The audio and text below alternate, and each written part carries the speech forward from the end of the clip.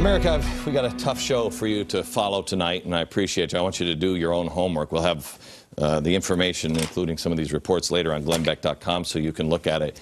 But I want to separate fact from opinion. My opinion is something is really not right with the president and his response and what's going on in the world right now.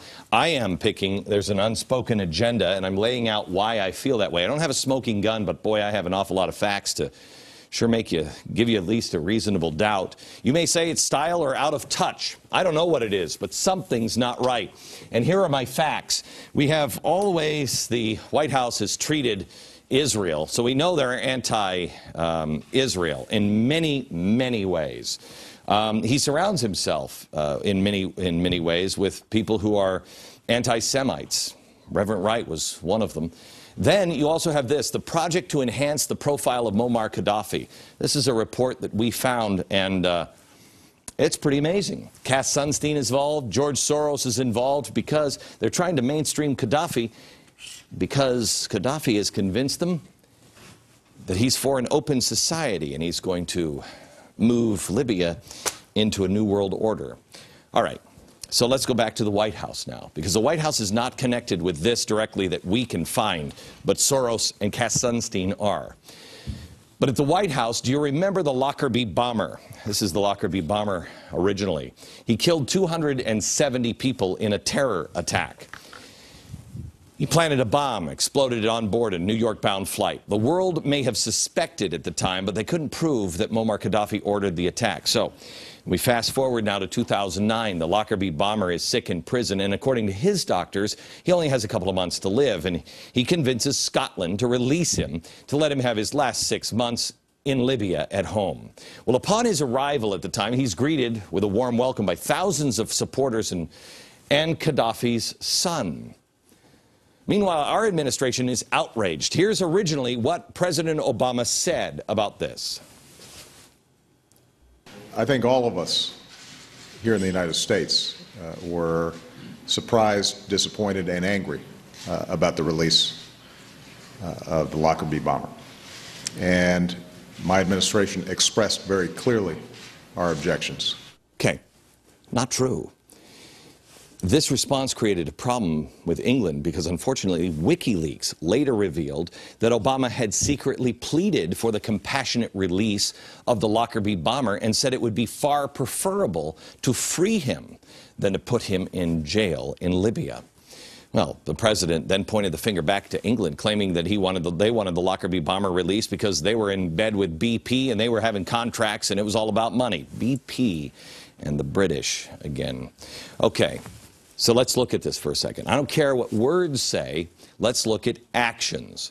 We have all of these actions by the Obama administration anti-Israel.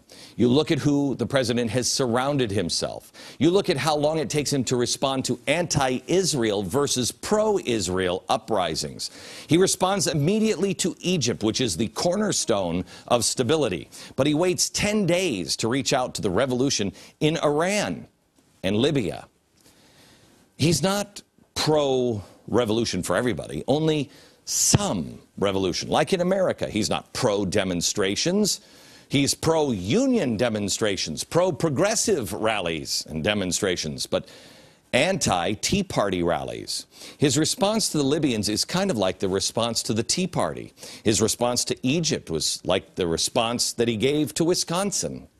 And here is where it's about to get dangerous. And this is why, and we're unfinished with this, but I feel compelled to give it to you.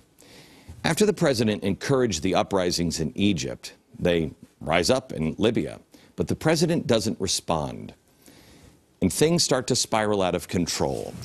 Bloomberg is now reporting that the death toll from the fighting may reach 15,000. The time to protect people with uprising, the time to be on their side, is at the beginning, when the momentum is in their favor. Do you remember when George H.W. Bush said that the people should rise up against Saddam Hussein? And they begged for a no-fly zone as they rose up and followed him. But we didn't do it. And it gave Saddam Hussein a chance to liquidate his enemies.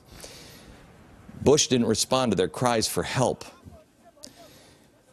We We know the reason now, but it was years later. We don't have that kind of time to find out what's going on here. President Obama says we need international support from the UN for a no-fly zone. They vote for that at 6 p.m. But our defense secretary says we need not just a no-fly zone, but if we're going to do this, we need military strikes as well, and we need a broad umbrella. Watch. Let's just call a spade a spade. A no-fly zone begins with an attack on Libya to destroy the air defenses. That's the way you do a no-fly zone. And then you can fly planes around the country and not worry about our guys being shot down. But that's the way it starts. It also requires more airplanes than you would find on a single aircraft carrier. So it is a big operation in a big country. I want you to understand this. Now it's at full-fledged civil war, and the upper hand is with Colonel Gaddafi. If we go in now, pray for our troops. More importantly, if we go in now, we will be engaged in 3 theaters of operation: Pakistan, Iraq, and Libya. Our soldiers, or Afghanistan, our soldiers are stretched thin, and we are also in the region from shore to shore that hates us. It's unstable. And most importantly, we would now be bombing in 3 Muslim countries. God help us all. When I said last night that I was upset about the NCAA bracket thing, it wasn't because it was just a joke. It is because we are dealing with huge, enormous issues, and something isn't right.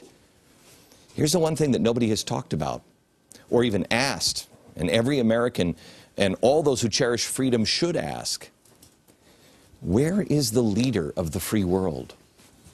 Not the instigator of a revolution, or a community organizer, or an agitator, or a union representative. Where is the leader of the free world? Where is a Winston Churchill anywhere on planet Earth?